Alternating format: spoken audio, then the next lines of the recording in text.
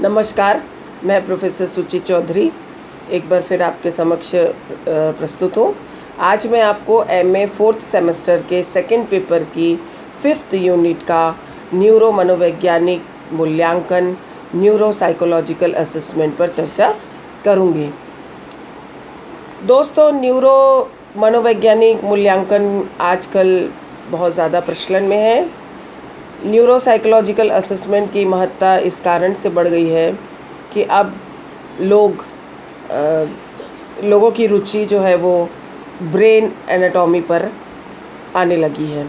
हम देखते हैं कि नैदानिक मनोविज्ञानियों के यहाँ आने वाले मानसिक रोगियों में कुछ ऐसे होते हैं जिनकी समस्या का कारण ऑर्गेनिक होता है, कुछ आंगिक कारण होता है और ये आंगिक कारण काफ़ी प्रोनाउंस्ड होता है, खूब सुस्पष्ट होता है।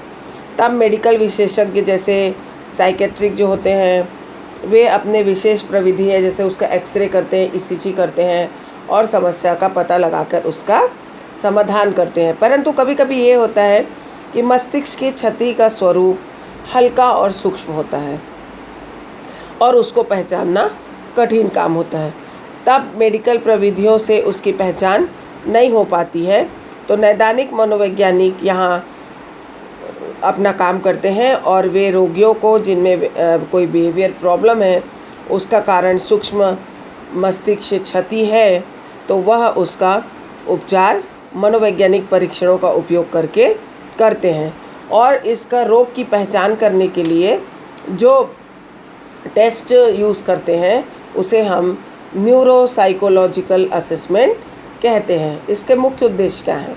तो न्यूरो साइकोलॉजिकल असेसमेंट या न्यूरो साइकोलॉजिकल टेस्टिंग के कुछ वैसे विशिष्ट परीक्षणों का उपयोग करते हैं जिनका उस उद्देश्य मस्तिष्क के डायफंक्शंस को पहचान करना है। न्यूरो मनोवैज्ञानिक का मूल्यांकन का एक और उद्देश्य मस्तिष्कीय जो क्षति है या ब्रेन डिसफंक्शन है उसके नेचर की पहचान करना है। जैसे क्या यह परसेप्चुअल लॉस है या ये कोई कॉग्निटिव लॉस है। जब इसका पहचान सुनिश्चित कर लेते हैं उसके बाद ही हम उसको इस प्रकार से सहायता पहुंचा पाते हैं। इसी तरह के मूल्यांकन में यह भी सुनिश्चित करने की कोशिश की जाती है कि क्या सचमुच में वास्तविक मस्तिष्कीय क्षति है जो रोगी में समस्यात्मक व्यवहार उत्पन्न कर रही है, और अगर हाँ वो कोई बारीक सी मस्तिष्कीय क्षति ही है जो उसके व्यवहार में प्रॉब्लम पैदा कर रही है, तो फिर हम ये देखते हैं कि उसका स्वरूप क्या है, बाय नेचर वो क्या है। क्या वो क्षति मस्तिष्क के किसी खास भाग में है ना, या अधिकतर भागों में वो फैली हुई है। तब हम जिस मस्तिष्क के जिस भाग में वो प्रॉब्लम आई है उससे संबंधित व्यवहार भी प्रभावित होगा। परंतु यदि क्षति मस्तिष्क के कई भागों में फैली है तो रोगी के कई प्रकार के व्यवहार में समस्याएं उत्पन्न हो जाती है। न्यूरो साइकोलॉजिकल टेस्टिंग का उद्देश्य रोगी के केयर, उसके रिहैबिलिटेशन में उसकी मदद करना होता है। न्यूरो मनोवैज्ञानिक मूल्यांकन द्वारा कुछ वैसा साधारण मस्तिष्कीय क्षति की भी उपस्थिति की भी पहचान की जा सकती है जिसकी पहचान करने में अन्य नैदानिक विधियाँ काम में नहीं आती हैं या जिसके परिणाम संदेहजनक होते हैं। न्यूरो मनोवैज्ञानिक मूल्यांकन एक संबंधित लक्ष्य असाधारण मस्तिष्कीय संगठन और लेफ्ट हैंडेड व्यक्तियों में या फिर वैसे लोग में जिनमें बाल्यावस्था में मस्तिष्क की चोट पहुंची हो उसकी पहचान करना होता है। न्यूरो मनोवैज्ञानिक मूल्यांकन ज्ञात या संदिग्ध मस्तिष्क दुष्क्रिया वाले व्यक्तियों की पहचान करने में, उसका उपचार करने में विशिष्ट परीक्षणों के अनुप्रयोग को कहते हैं। नैदानिक मनोविज्ञान द्वारा किए गए अध्ययनों से स्पष्ट होता है कि मस्तिष्कीय क्षति के कई प्रकार के प्रभाव दिखने को मिलते हैं। जैसे कभी कभी देखने को मिलता है कि मस्तिष्क के कुछ ऐसे भाग क्षतिग्रस्त हो गए हैं जिसके कारण व्यक्ति का इंटेलेक्चुअल डिस्ट्रैक्शन हो गया है, या उसका दृष्टि प्रत्यक्षीकरण या उसका श्रवण प्रत्यक्षीकरण या गति संबंधी प्रत्यक्षीकरण में दोष उत्पन्न हो जाता है। कभी कभी उनके स्मृति में, उनकी मेमोरी में, उनकी लैंग्वेज में, उनके अटेंशन में, उनके कॉग्निटिव बिहेवियर में, उनके इमोशनल बिहेवियर में, इमोशनल रिएक्शन में भी कमी आदि पाई जाती है। तब हमें यह पता चलता है कि ज़रूर इसके मस्तिष्क में कहीं ना कहीं कोई लघु क्षति या हल्की सी कोई क्षति पहुंची है, जिसकी वजह से इसका व्यवहार प्रभावित हो रहा है। इस प्रकार जो न्यूरो नैदानिक मूल्यांकन है या न्यूरो मनोवैज्ञानिक मूल्यांकन है, उसमें हम इस प्रकार की क्षति की जानकारी लेते हैं और उसके बाद हम उसका उपचार करते हैं।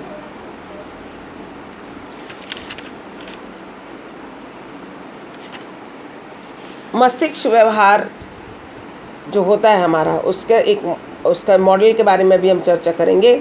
Model of brain behaviour relationship.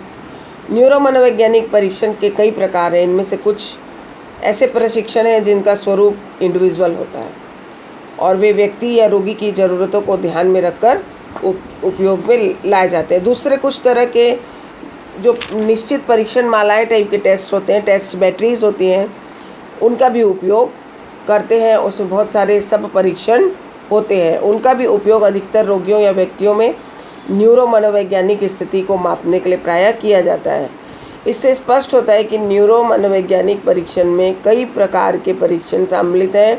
इन सबों का एक ऑर्गेनाइजेशनल शेप देने के ख्याल से बेंटे ने मस्तिष्क व्यवहार संबंध का सरलतम मॉडल, सिंप्लीफाइड मॉडल का निर्माण किया।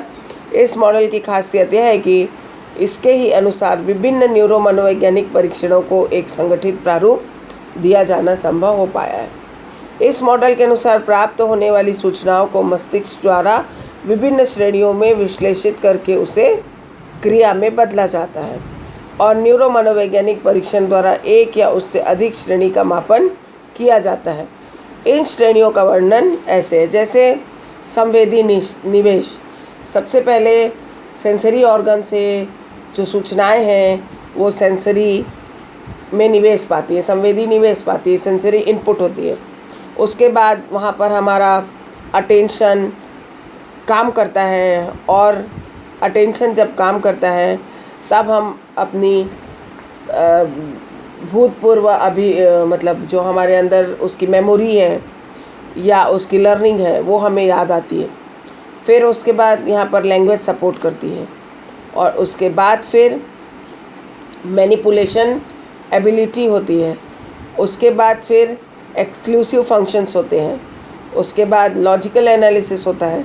उसके बाद एक कॉन्सेप्ट फॉर्मेशन होता है और उस कॉन्सेप्ट फॉर्मेशन में रीजनिंग होती है, प्लानिंग होती है और फ्लेक्सिबिलिटी इन थिंकिंग, और लास्ट जो होता है वो मोटर आउटपुट।